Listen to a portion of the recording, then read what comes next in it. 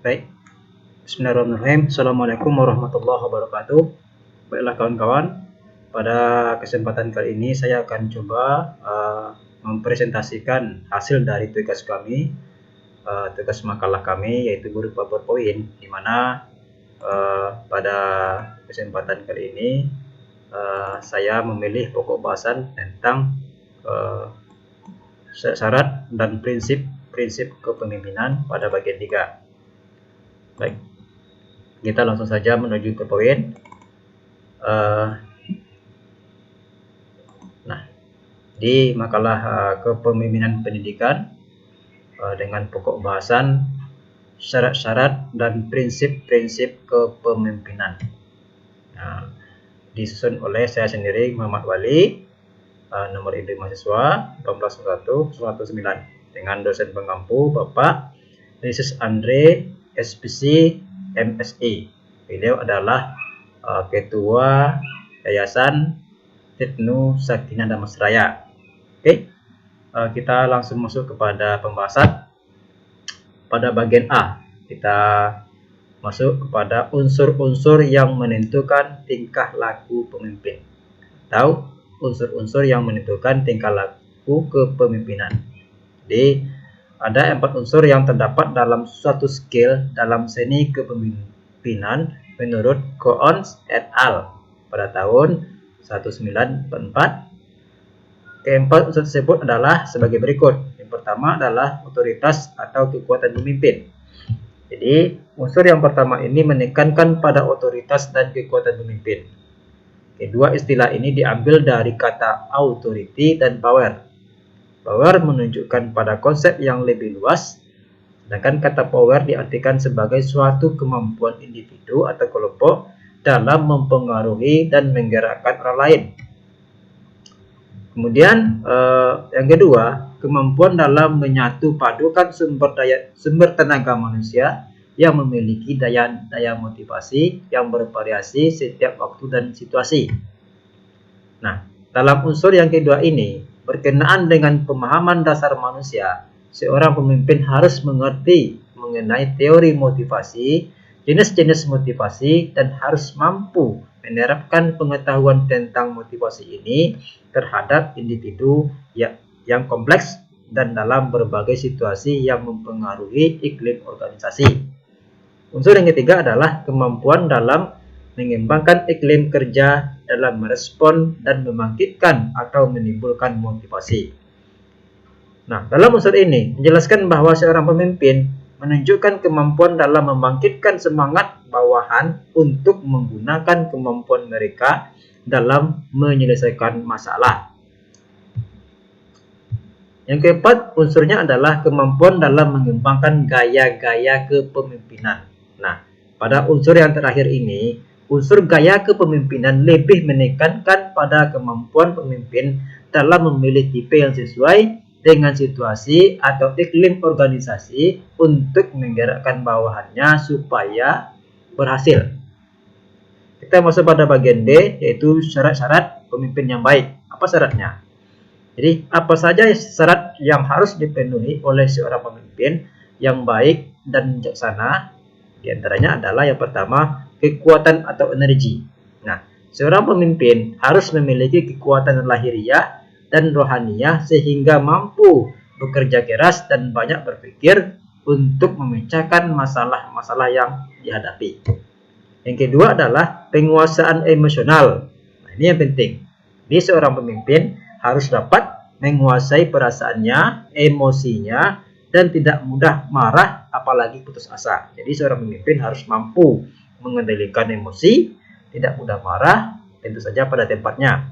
Yang ketiga adalah pengetahuan mengenai hubungan kemanusiaan. Jadi seorang pemimpin harus dapat mengadakan hubungan yang manusiawi dengan bawahannya dan orang-orang lain, sehingga mudah mendapatkan bantuan dalam setiap kesulitan yang dihadapinya. Yang keempat adalah motivasi dan dorong pribadi. Faktor yang akan mampu menimbulkan semangat, gairah, dan ketekunan dalam bekerja. Yang kelima adalah kecakapan dalam berkomunikasi.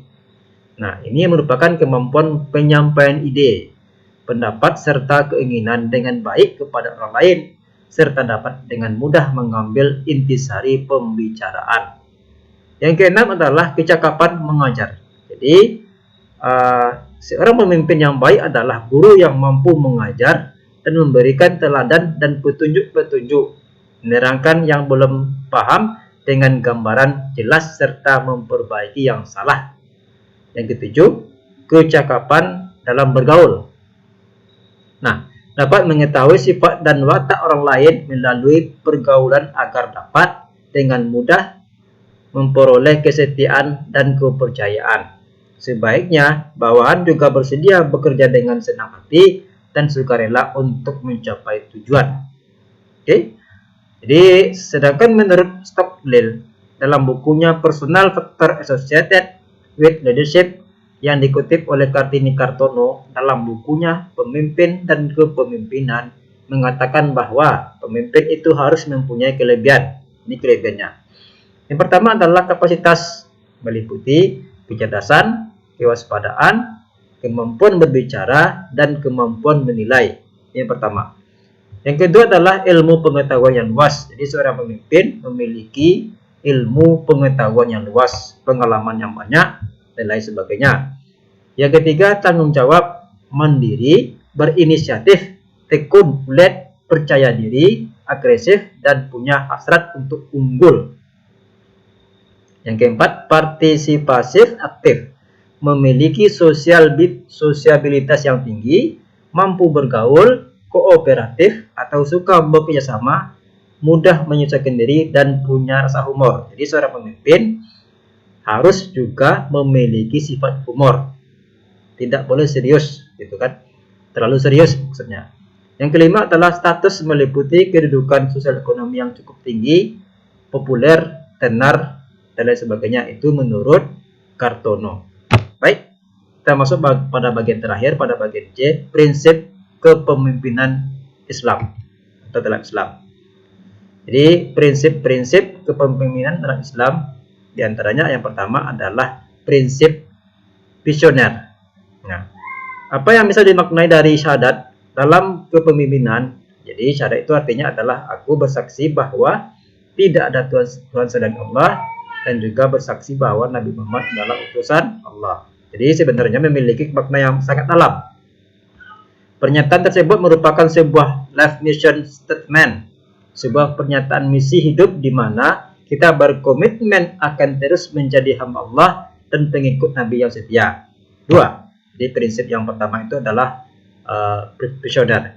Yang kedua, salat, atau prinsip disiplin. Jadi dengan salat adalah kita menjadi disiplin. Jadi banyak orang yang salat hanya sebagai rutinitas tanpa dimaknai secara mendalam. Apa makna yang terkandung dalam salat bukan hanya sekedar doa yang baik, gerakan yang menyehatkan, hingga mampu menghindarkan kita dari perbuatan yang buruk. Salat melatih kita untuk menjadi pribadi yang disiplin. Tiga. Yang ketiga adalah puasa atau prinsip integritas. Jadi apa maknanya? Jadi puasa tidak lain mengajarkan kita untuk memiliki integritas yang tinggi. Karakter pemimpin seperti itu pula yang diharapkan dalam Islam. Tidak hanya puasa, namun perintah lain seperti menjaga kejujuran, disiplin, perlu ditegakkan baik saat kita dilihat orang lain atau tidak. Yang keempat, zakat atau prinsip peduli. Jadi zakat merupakan sebuah aktivitas yang sudah jelas untuk menumbuhkan kepedulian kita kepada sesama. Makna apa yang bisa diambil dari zakat? Bukan semata-mata kita memberikan sesuatu yang diperlukan kepada orang lain, namun bagaimana agar mereka bisa menjadi seorang yang lebih baik dan bisa menjadi pemimpin berikutnya. Terakhir, rukun yang kelima adalah naik haji atau prinsip rendah hati. Jadi ini prinsip yang kelima. Jadi naik haji merupakan sebuah aktivitas total bagi seorang muslim yang mampu untuk mempersiapkan harta, fisik, dan mental mereka untuk melaksanakan perintah Allah. Yang bisa diambil adalah selain memerlukan pengorbanan, dapat juga dilihat bahwa haji sesungguhnya mengajarkan nilai-nilai kesetaraan. Tidak peduli siapapun dari kita, dari manapun kita berasal, ataupun warna kulit kita apa, semua umat Nabi Muhammad ada pada derajat yang sama. Itu kira-kira prinsip kepemimpinan dalam Islam. Baik, jadi kita ambil beberapa kesimpulan dari penjelasan makalah saya di atas. Yang pertama adalah bahwa kepemimpinan merupakan kemampuan mempengaruhi orang lain, bawahan atau kelompok, kemampuan mengarahkan tingkah laku bawahan atau kelompok, memiliki kemampuan atau keahlian khusus dalam bidang yang diinginkan oleh kelompoknya untuk mencari tujuan organisasi atau kelompok. Jadi kepemimpinan adalah kemampuan seorang mempengaruhi dan memotivasi orang lain untuk melakukan sesuatu sesuai dengan tujuan bersama. Kedua, pemimpinan meliputi proses mempengaruhi dalam menentukan tujuan organisasi, memotivasi perilaku pengikut untuk mencapai tujuan, mempengaruhi untuk memperbaiki kelompok dan budayanya. Jadi seorang pemimpin yang baik harus memiliki integritas atau kepribadian, intelektual atau pengetahuan, intelijensi, spiritual, skill atau kemampuan atau keahlian, memiliki power atau dapat mempengaruhi orang lain, mau belajar, mendengar, dan siap dikritik. Nah, ini yang perlu kita tanamkan dalam diri kita yang merupakan calon-calon pemimpin, siap dikritik. Apabila ketujuh dari esensi atau hakikat kepemimpinan tersebut telah dimiliki oleh seorang pemimpin, maka pemimpin tersebut akan arif dan bijaksana. Baik, mungkin demikian saja penjelasan dari makalah PowerPoint saya pada kali ini. Mohon maaf jika ada kata-kata yang tidak pada tempatnya. Saya akhiri dengan wabillahi taufiq wal hidayah. Assalamualaikum warahmatullahi wabarakatuh.